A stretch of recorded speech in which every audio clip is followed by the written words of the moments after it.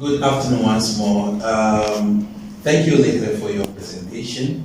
We'll move to the actual student team presentation. We have two teams to present this afternoon. So, team one will be presenting on African eco-philosophy.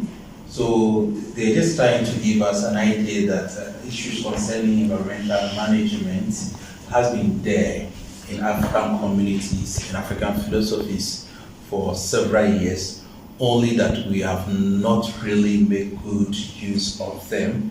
So the purpose of their presentation is to give us that idea that being Africans, there are things in existence in our culture that we must make good use of.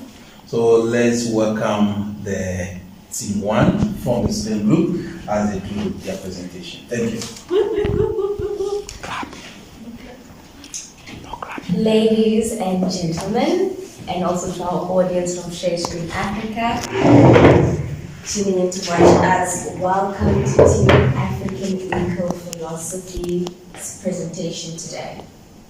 I'm happy to introduce my esteemed team members who will guide us through an enlightening journey into African eco-philosophy. So to start, I, Luseko Mandlakazi Kota, will introduce our presentation and outline the ecological problems that we are facing. Our global environment is at a critical juncture, and with challenges such as climate change, deforestation, and the loss of biodiversity threatening our planet's future. Addressing these issues requires innovative and holistic approaches, and that's where the wisdom of African eco-philosophy comes in. You might wonder or be curious as to why we decided to add the illustration of the light bulb, but again, it ties in with the wisdom of African philosophy. It is a very creative idea, and it is our approach to combating these ecological issues. So, following my introduction, Sisiko Witboy will present a comprehensive and holistic worldview on African eco-philosophy. Sisiko's insights will lay the foundation for our understanding of how traditional African perspectives can contribute to contemporary ecological thought. Next, Zoe Khali will delve into one of the three methodologies we will discuss today. She has focused her work on the traditional indigenous African knowledge system, highlighting its relevance and significance in addressing modern ecological challenges. Zoe's presentation will give us a deep appreciation of how indigenous knowledge systems can be harnessed for sustainable living. So lastly, following Zoe, Lisha will take to stage to present on African totems. Lisha's exploration will reveal the symbolic and cultural connections that Africans have with nature and how these can inform our approaches to ecological issues. Additionally, Lisha will also discuss the approaches we can adopt to take the ecological problems we face today, drawing from the rich heritage of African eco-philosophy. Lastly, Alande Mbokazi will present the third methodology we will explore today. Alande will delve into the hermeneutic of trees, explaining the deeper meanings and interpretations of trees within African cultures. This exploration will further enhance our understanding of this ritual and ecological significance of trees in African thought. Together, our presentation aims to shed light on the profound and often overlooked wisdom embedded in African eco-philosophy and its potential to address the pressing environmental challenges for our time. So we decided to add the African liquor bird, and this is significant to our continent because it's one of our birds that are unique to our continent. So moving on, we have the ecological problem. So we have identified specifically the Western influence and how that has exacerbated what our world looks like today, or the state of our continent right now. So Western environmental systems do not consider African sustainable development practices. Scientific knowledge often overlooks the unique cultural context of the African context. And Western researchers dismiss and reject the knowledge from the traditional environmental branch. Decision-making in the environmental world coming from Western knowledge, therefore, they do not consider any other method that is not titled to be valid. So African sustainable development practices are deeply rooted in ecological and cultural wisdom. These have been disrupted since the introduction of Western ideas. A good example would be in Ghana, where fishing is prohibited during the month of May, and this is a form of environmental stewardship. However, it is interpreted as paganism. Right, so this disruption has not only affected the environment, but it has also affected the rich biodiversity and traditional ecological knowledge of Ghana, and which is the integral way of life and knowledge. And now we are moving on to the holistic worldview.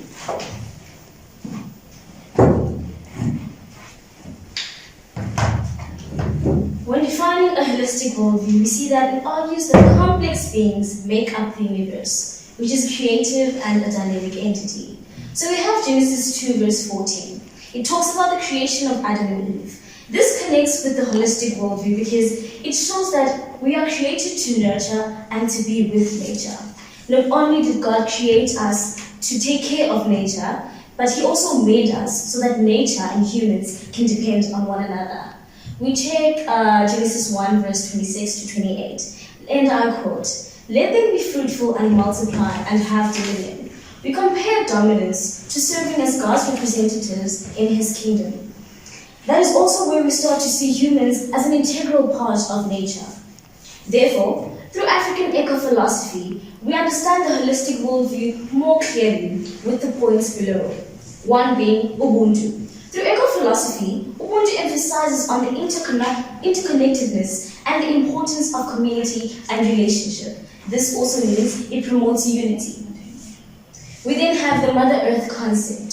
Through eco-philosophy, we view this concept as it promotes stewardship. It also links to the verse about dominion, showing that we are given authority and that we should take care for this earth like a mother would take care of her baby. Lastly but not least, we have eco-spiritual practices. Through eco-philosophy, we see practices involving thanksgiving and asking for blessings within natural forces. So to conclude, African eco-philosophy offers a holistic worldview that places a strong focus on relationships with nature, the respect for it, and methods for dealing with environmental issues.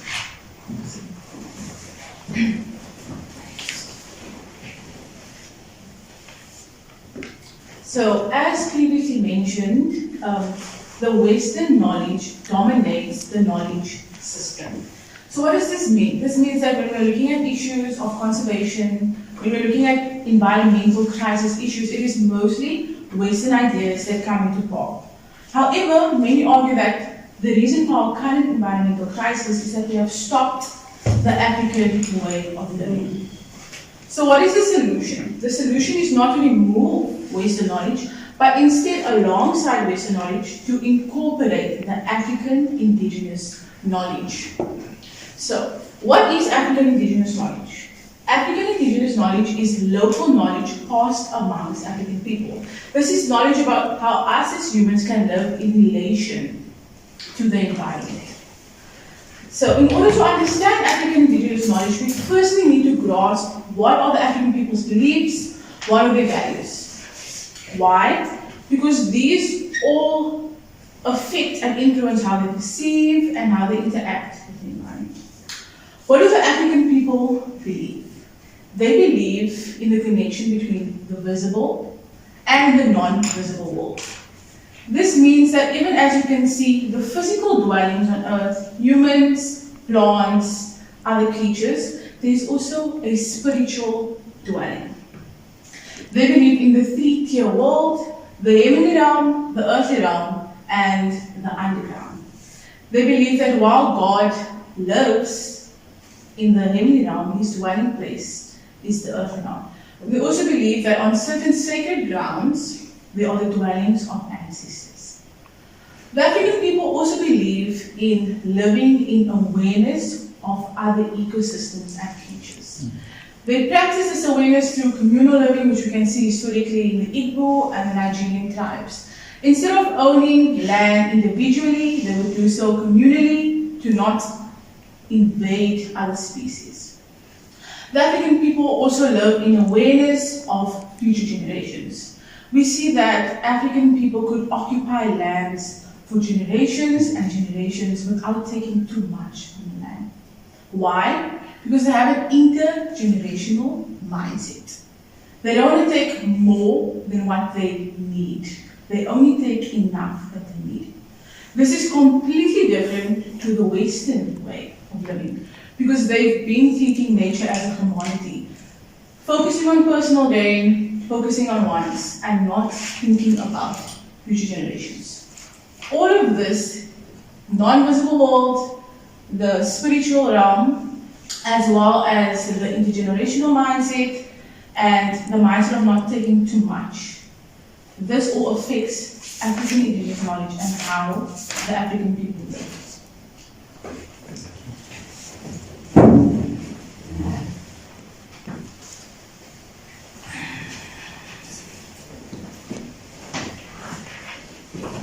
Moreover, we are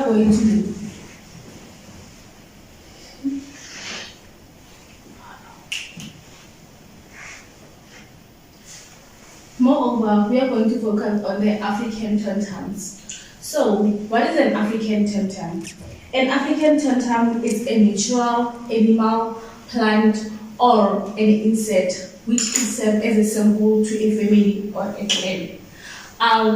For example, the Xhosa clan is Ituto or the Jonah clan. So, the Jonah clan carries a species of snakes as an essential component to their environmental sustainability or the environmental management.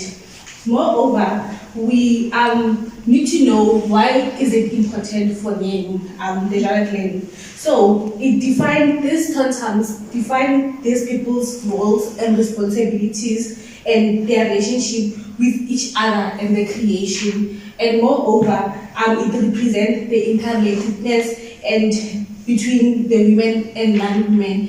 And then we move to the conservation. So conservation it is viewed as the maintenance of protection of the natural resources for the survival of all the living things which is being used in Africa and other countries as well. So I also have other examples of totems which you can see on the screen. Ujambasi, which is the baboons, Amavunde, which are the rabbits, Amakwenti, which are the buffaloes.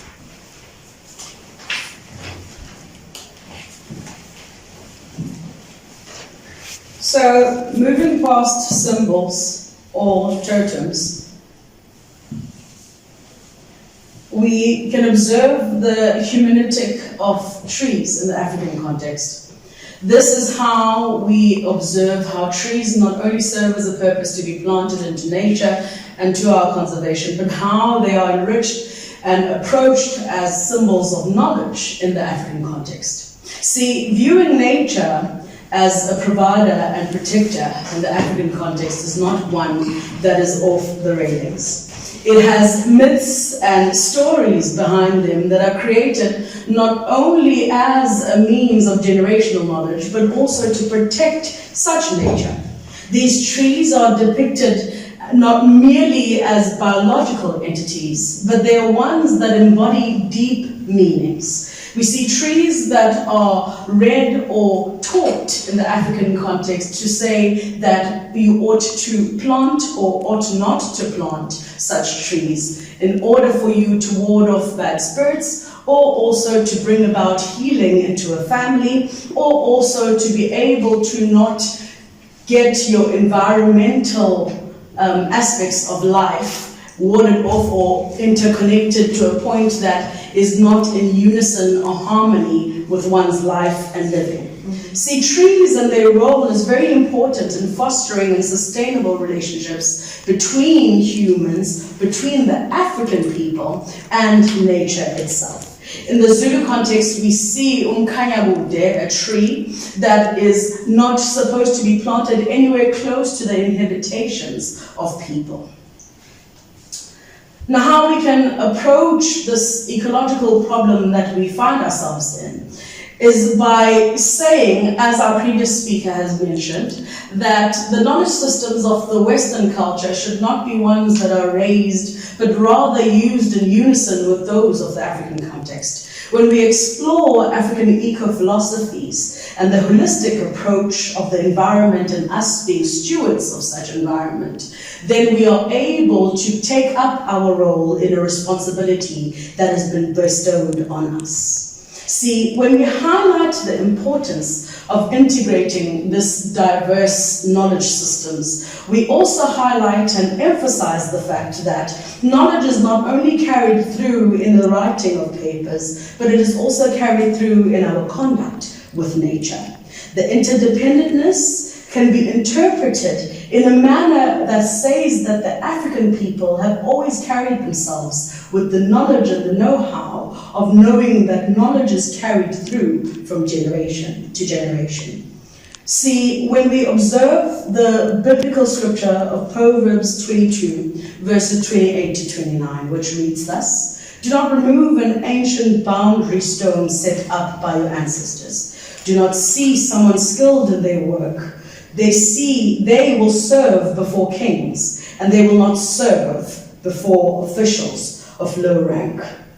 When we see this, we understand that we as a people, or our responsibility, is to always know that when we see what has been done by previous or ancient ancestors in our culture as we observe ancestral belief, it is to know and to understand why they have done certain things and how that can affect us in our day. Christians are reminded of not to discard these boundaries that have been set up. Christians are reminded that it is an ongoing stewardship journey into conservation.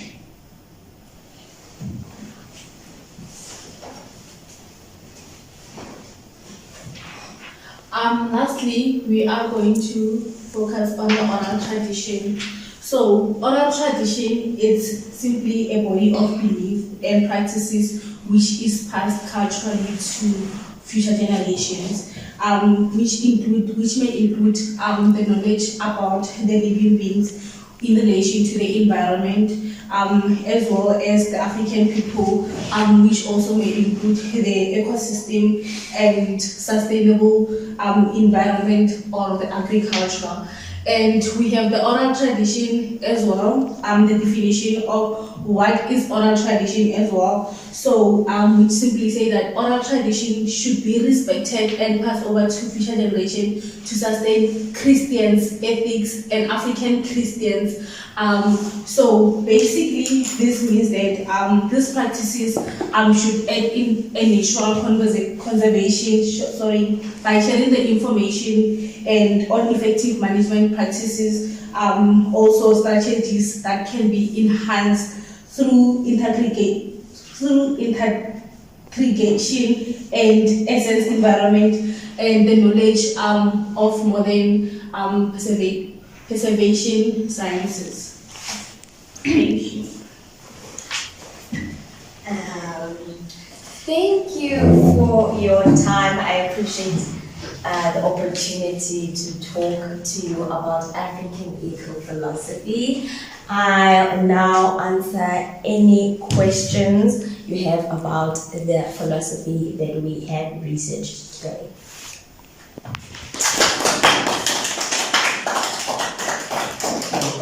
Thank you, Team 1, for your presentation. Thank you, Prof. So, the idea we want to bring on board is that everything you see in Africa has its own philosophical understanding or underpinning until you get closer to the practitioners or the people involved.